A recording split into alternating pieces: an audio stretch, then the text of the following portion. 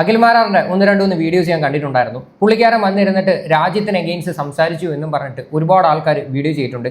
എനിക്കും ആ ഒരു വീഡിയോ കണ്ടപ്പോഴത്തേക്ക് എനിക്ക് പേഴ്സണലി ഒട്ടും യോജിക്കാനായിട്ട് പറ്റിയില്ല.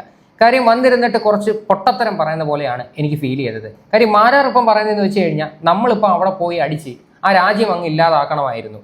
നമ്മൾ എന്തുകൊണ്ട് നമ്മൾ പിന്മാറി, എന്തിനല്ലെങ്കിൽ കോംപ്രമൈസിന് നിന്നു, ഇങ്ങനെയൊക്കെയുള്ള രീതിയിലാണ് പുള്ളി വന്നിരുന്ന് സംസാരിക്കുന്നത്. ശരിക്കും ഈ ഒരു സമയത്തല്ല നമ്മൾ രാഷ്ട്രീയം എന്ന് പറയുന്ന ഒരു കാര്യം ഇതിൻ്റെ ഇടയിൽ കൊണ്ടുവരേണ്ടത്.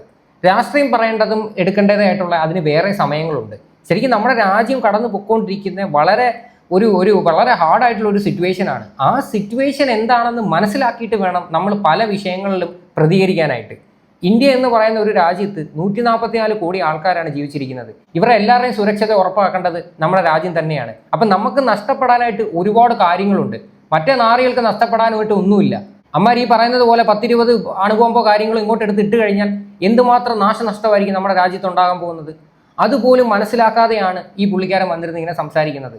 അപ്പോൾ അത്തരത്തിലൊക്കെയുള്ള സിറ്റുവേഷൻസ് മനസ്സിലാക്കിയിട്ടാണ് ഇപ്പം നമ്മുടെ രാജ്യം പെരുമാറിക്കൊണ്ടിരിക്കുന്നത്. എന്തായാലും അഖിൽമാരാറിൻ്റെ ഇന്ന് രാവിലത്തെ ഒരു FB പോസ്റ്റ് ഉണ്ടായിരുന്നു.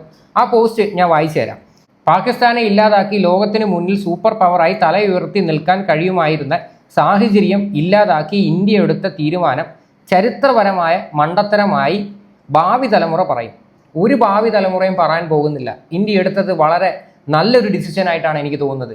കാര്യം ഇത്രയും ആൾക്കാരുടെ സുരക്ഷതയാണ് ഇവിടെ ഉറപ്പാക്കേണ്ടത്.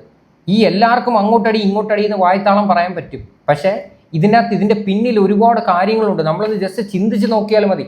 ഇതിനകത്ത് അമേരിക്ക ഇടപെടുന്ന സമയത്ത് എന്താണ് പറഞ്ഞിട്ടുണ്ടായിരുന്നത്? അവർക്ക് വളരെ ഒരു രഹസ്യ വിവരം കിട്ടി. അതായത് അവന്മാരുടെ ഭാഗത്ത് നിന്ന് ഒരു വലിയൊരു അറ്റാക്ക് നമ്മുടെ രാജ്യത്ത് ഉണ്ടാകാൻ പോകുന്നുവെന്ന്.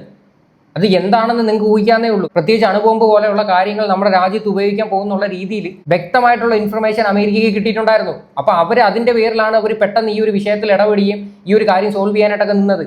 കാര്യം അതുപോലും മനസ്സിലാക്കാതെയാണ് മാരാർ വന്ന് ഇങ്ങനെ സംസാരിക്കുന്നത്. ഇനി ഇതിലും വലിയ